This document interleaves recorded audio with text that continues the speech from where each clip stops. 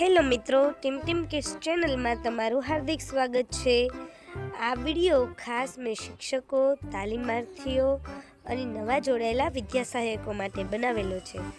એનસીઈઆરટીના પુસ્તકો એ અત્યારે ગુજરાતીમાં અનુવાદ સ્વરૂપે મુકાયેલા છે, જેમાં અંગ્રેજીનું સીધું ગુજરાતીમાં રૂપાંતર છે, જેમાં કયો પાઠ કેવી રીતે ભણાવવો, અગાઉના જે પુસ્તકો હતા તેમાં ચોખ્ખું લખેલું આવતું, પરંતુ અત્યારના પુસ્તકોમાં ક્યાંય એવું વ્યવસ્થિત લખેલું આવતું નથી કે આ સરવાળાનો દાખલો છે, બાદબાકીનો દાખલો છે, પાઠ કેમ ભણાવવો। તેમનું સોલ્યુશન જોતું હોય તો તમે આ વિડીયો જોશો, ત્યાં અંત ભાગ સુધીમાં તમને 100% ખાતરી થઈ જશે કે મારે પાઠ કેવી રીતના ભણાવવો। તો આજે આપણે ધોરણ 4 ગણિતનો એક પાઠ એટલે કે ઈંટોની ઇમારત તેનું ડેમો સ્વરૂપે જોઈએ કે ખરેખર આ પાઠ કેવી રીતે ભણાવવો જોઈએ। અત્યારના પાઠ મોટા ભાગે અધ્યયન નિષ્પત્તિ આધારિત છે, જેમાં પહેલી અધ્યયન નિષ્પત્તિ છે 10,000 સુધીની સંખ્યાની સમજ ધરાવે છે। તો બાળકોને આપણે અહીંયા 10,000 સુધીની સંખ્યાનું સંખ્યા જ્ઞાન આપવાનું છે।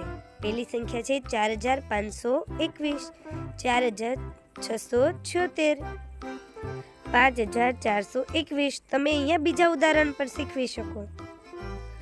હવે પછીની અધ્યયન નિષ્પત્તિ જોઈએ તો 10,000 સુધીની સંખ્યાને અંકમાં લખો, તો કે 4,912। તો એને કેમ લખાશે? બાળકોને સંખ્યા જ્ઞાન શીખવ્યા પછી આપણે આ રીતના કરાવી શકીશું।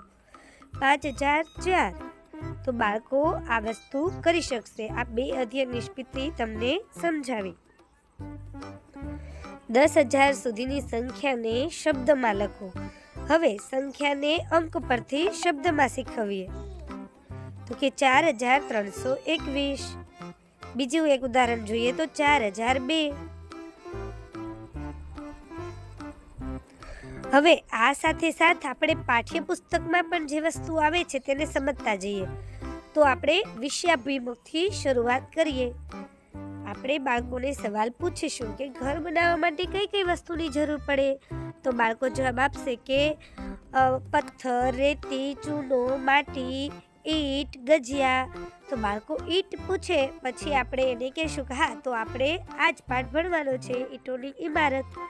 હવે આપણે એને પાઠમાં આવતી વિવિધ ઈંટોની પેટર્ન બતાવીશું। જુઓ, અહીંયા એક પછી એક ચિત્ર સ્વરૂપે મેં પેટર્ન બતાવેલી છે, જેમાં ગોળાકાર પેટર્ન, ચોરસમાં પેટર્ન, ઝરૂખાવાળી પેટર્ન કોને કહેવાય, કમાનવાળી પેટર્ન કોને કહેવાય વગેરે આપણે ઈંટોથી આવી ડિઝાઇન બની શકે છે તેનો સ્પષ્ટ ખ્યાલ આપણે બાળકોને આ ચિત્રો દ્વારા આપી શકીએ। જો અહીંયા ત્રિકોણ ઈંટ પણ આવેલી છે, કમાનવાળી ગોળાકાર ગુંબજ જેવી। હવે એને ઈંટો કેવી રીતના બને છે તેની પ્રક્રિયાની પણ સમજ આપીશું, અથવા બાળકોને જાતે તેઓ ઈંટો બનાવે તેવો મહાવરો આપીશું અને એમાં જ પેટર્નનો પૂરેપૂરો મહાવરો આપી શકીશું। હવે આગળ જોઈએ, આગળની અધ્યયન નિષ્પત્તિ તો કે 10,000 સુધીની સંખ્યાની સ્થાન કિંમત જાણે છે।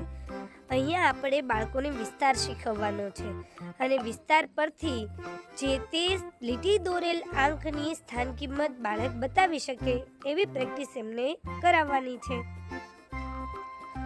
હવે પછીની અધ્યયન નિષ્પત્તિ જોઈએ તો કે એક અંકની સંખ્યાનો એક અંક સાથે ગુણાકાર કરે છે। બાળકોને તમે આવા દાખલાઓનો મહાવરો કરાવી શકીશો। આગળની અધ્યયન નિષ્પત્તિ જોઈએ, મેં અહીંયા ડેમો સ્વરૂપે 1 કે 2 ઉદાહરણ જ લીધા છે। એક અંકની સંખ્યાનો 2 અંક સાથે ગુણાકાર કરે છે। નેક્સ્ટ જોઈએ તો એક અંકની સંખ્યાનો 3 અંક સાથે ગુણાકાર કરે છે। તમે આવી ગુણાકાર પેટી બનાવી અલગ A4 સાઇઝના કટિંગમાં કટ કરી અને બાળકોને દાખલા માટે મહાવરો આપી શકીશો। આ સિવાય આ પ્રકરણમાં સરવાળા, બાદબાકી, ગુણાકાર, ભાગાકાર આધારિત વ્યવહારુ કોયડાઓ આવશે અને આ કોયડાઓનો તમારે એમને મહાવરો આપવાનો છે। આ સિવાય તમારે ઈંટનું ચિત્ર બતાવી તેમાં કેટલી બાજુઓ છે, કેટલી કુલ બાજુઓ બને છે, કેટલા ચોરસ છે, કેટલા લંબચોરસ ઈંટમાં બને છે ટૂંકમાં સાદી ભાષામાં કહીએ તો આ પ્રકરણમાં આપણે બાળકોને સંખ્યા જ્ઞાન, વિસ્તાર, સરવાળા, બાદબાકી, ગુણાકાર, ભાગાકાર, અંક પરથી સંખ્યા, સંખ્યાને શબ્દોમાં લખો, ઈંટ બનાવવાની રીત, ઈંટનું ચિત્ર, તેની બાજુઓ, ચોરસ, લંબચોરસ, એનાથી બનતી પેટર્ન વગેરેનો મહાવરો કરાવવાનો થશે. એક શિક્ષક તરીકે જ્યારે આ પાઠ્યપુસ્તકો નવા આવ્યા ત્યારે મને પણ ઘણી અગવડતા પડી હતી. બીજા કોઈ શિક્ષક મિત્રોને અથવા તાલીમાર્થીઓને આ વસ્તુમાં ક્લિયરિટી આવે તે હેતુથી મેં આ વિડીયો બનાવેલો છે. જો વિડીયો તમને યુઝફુલ લાગે તો લાઈક, શેર અને સબસ્ક્રાઈબ કરવાનું ભૂલતા નહીં.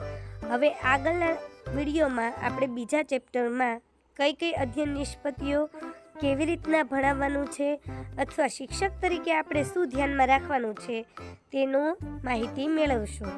આશા રાખું છું કે તમને આ વિડીયો પસંદ આવશે. આવજો.